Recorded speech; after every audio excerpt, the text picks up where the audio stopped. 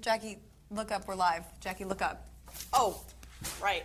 Welcome back to our final breakdown of the 2024-2025 school year.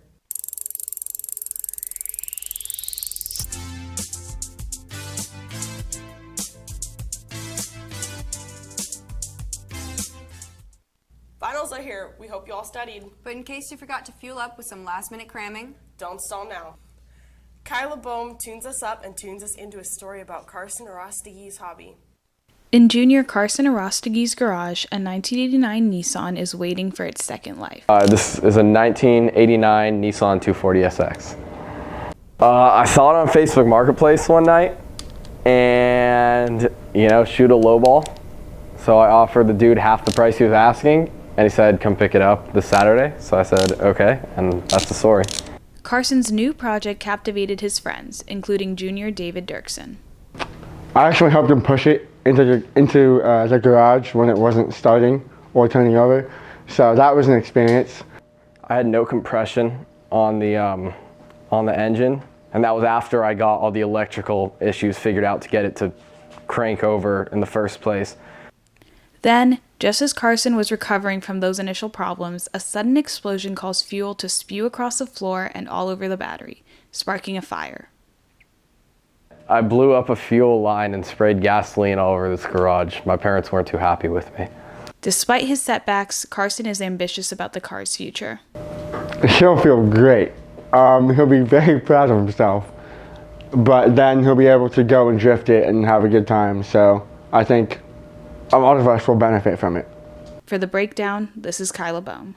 You can't be nonchalant, bro. I break down. we say our final goodbyes as your 2024-2025 Breakdown hosts. We have one final tribute to the 2024-2025 Breakdown. Let's roll it.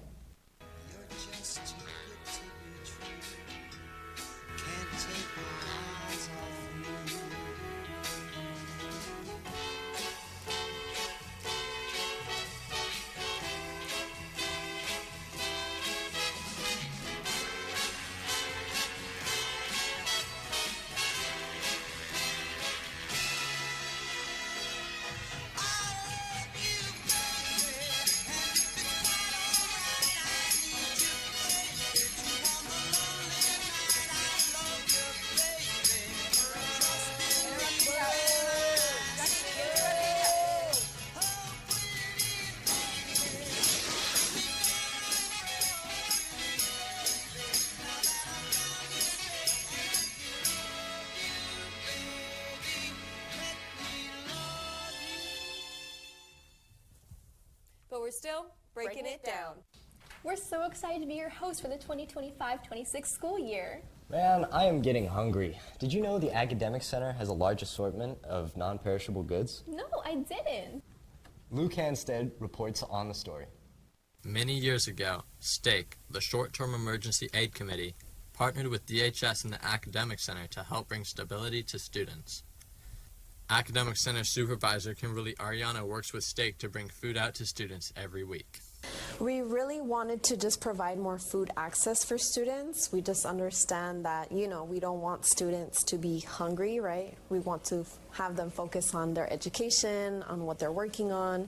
The food pantry was created with two sectors, the pantry and the food bags.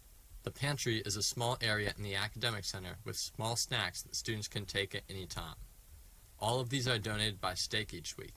They are incredible. They bring the food bags every Wednesday, and then we get to distribute them on Fridays. And sometimes when they come with the bags, they'll bring extra snacks and stuff.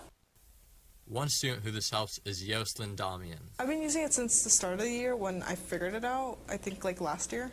Yeah, financially it helps me have food for, the weekend, and be able to just not have to be I need to go get food for that. Around 30 students now use the food bags each week, and another 20 use the food pantry. I think it's a good experience. Usually they do give us a good amount of food, and also it's nutritious. This is Luke Hanstad for The Breakdown. All this talk about food is making me even hungrier. Well, you'll be excited to know there's a new Ethiopian restaurant in Davis. Gondolas Mesfin explores the menu. Within the diverse food scene in downtown Davis, a new flavor has recently arrived. ጣፋጭ Ethiopian Restaurant quietly opened its doors just over a month ago and has already started to gain traction. There weren't a lot of varieties that you can choose from, especially if you are fasting. And since then, we had this vision or idea of opening Ethiopian restaurant. The vision came from owner Wandamagin Shoa, who first came to Davis in 2009. What started as an unfulfilled craving became a years-long dream, now realized. We actually have like a huge variety of vegan dishes inspired by the fasting of Ethiopian Orthodox Christianity. Dishes built around lentils, collard greens, chickpeas, and spiced cabbage, all seasoned with berbere, a traditional Ethiopian spice blend.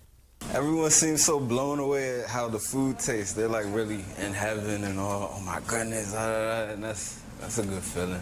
New server Troy Smith says the atmosphere is just as comforting as the food. It's pretty chill and homey, very good, calm. Tafach is designed to be more than just a restaurant. The team behind it wants every guest to feel like they've stepped into something familiar, even if they've never tried Ethiopian food before. We want to make them to feel it's home, so they will have like the authentic food taste and everything.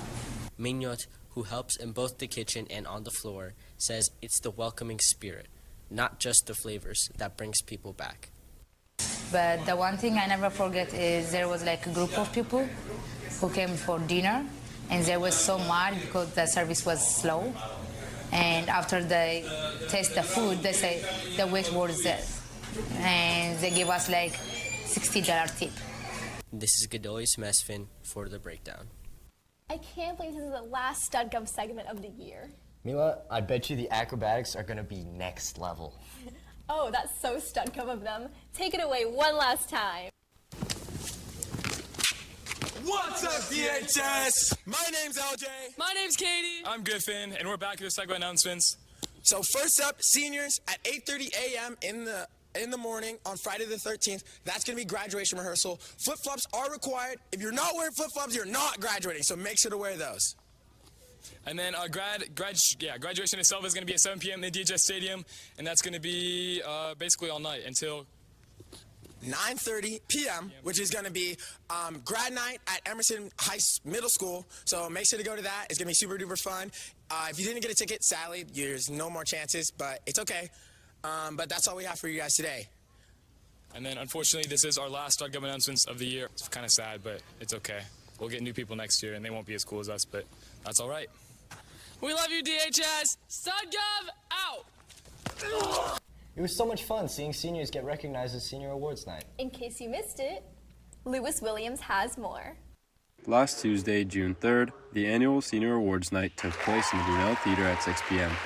All seniors eligible for awards and scholarships sat on stage, being congratulated either one by one or in groups for their achievements.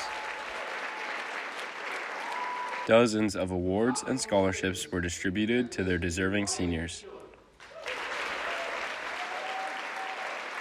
I was awarded the Peterson Family Scholarship, the Heather Carr West Memorial Scholarship, the Jacob Cole Schneider Memorial Scholarship, and the State Sealed by Literacy. I thought the environment was really great. It was really cool to see people coming up and getting commended for their various achievements, and just hearing about all the different accomplishments that different students had.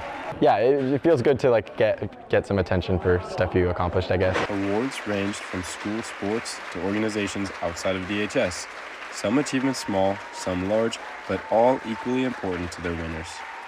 In the audience, family, friends, and teachers watched and cheered proudly as their seniors were able to receive recognition for some of their achievements throughout high school. I won the award to go to the Air Force Academy, and then I also stood up for Chinese, but yeah, 600 grand or something like that to go to the Air Force Academy, so yeah. Academy Class 2029.